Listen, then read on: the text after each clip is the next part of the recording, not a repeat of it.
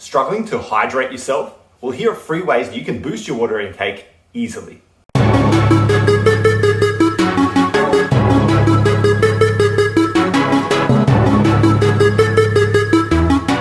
I'm Alex, a sports dietitian and nutritionist. Welcome to my channel. Great to have you here. So hydration is an underrated pillar of nutrition.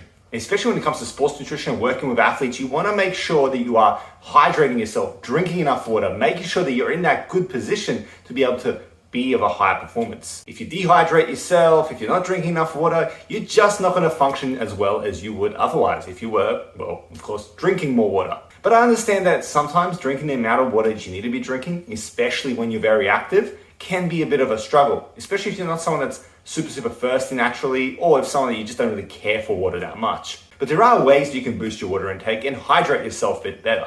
In today's video, I'm going to share 3 ways, okay? 3 ways you can kind of change up the way you approach your hydration so you can boost your water intake a bit more and start drinking enough. These are tips that I help my clients with, among other things that I work with them on, but it's something that you can implement very easily now and start leveling up and hydrating yourself. Let class commence now.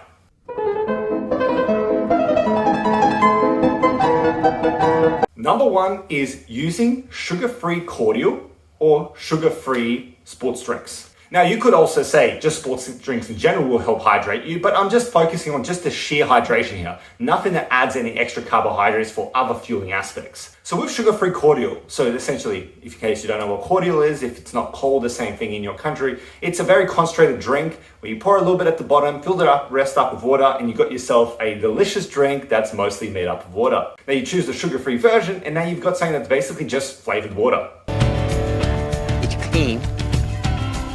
It's cold. Now that's what I call high quality H2O. Oh! A great way to really boost your intake, especially if you're someone that's just sick of water or struggling to hit that extra amount, by giving yourself some flavor. You reduce that flavor fatigue, as we call it, and you're able to actually drink more. Trust me, it works. And the same thing applies to any one of those new age sports drinks where there's no sugar in them and it's just flavor, and such a thing as just Powerade Zero or just a Powerade water and all those sort of ones. They work in the same capacity as well. But keep in mind that those do give you extra bit of electrolytes, so obviously consider that when you are drinking more of them.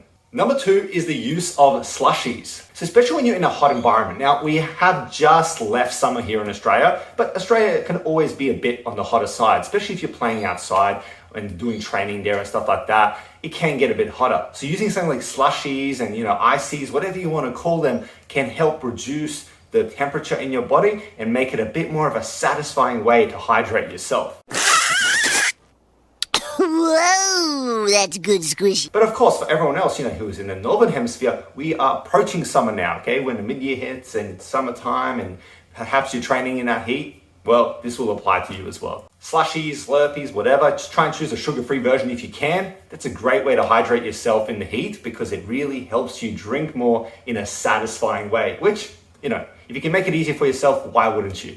And then number 3 is using coffee and tea. See, many people don't realize that coffee and tea actually contribute to your hydration levels. Even if some of them do have caffeine, that actually is not enough to overcome the actual hydrating aspects of drinking tea and coffee.